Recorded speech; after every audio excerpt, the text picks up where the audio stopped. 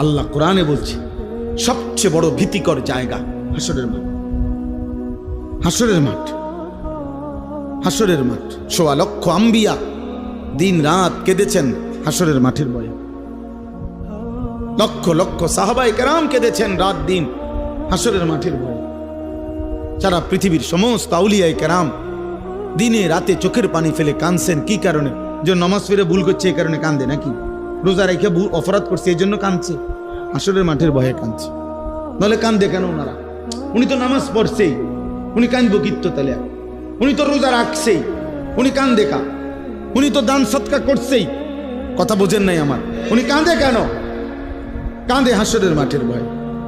হাসরের মাঠের ভয়ে যাহা যদি আল্লাহ প্রত্যাখ্যান করে, যদি আল্লাহ গ্রহণ না করে, যদি আল্লাহর কাছে কবুল না হয় তো কি হবে? যদি নবীর দরবার থেকে ফেরেশতা বলে তাড়িয়ে দেয়, আর নবীজি যদি বলে সহকান সহকান, দূর হ উম্মত, কি হবে আমার? কে দিবে আমাকে আশ্রয়?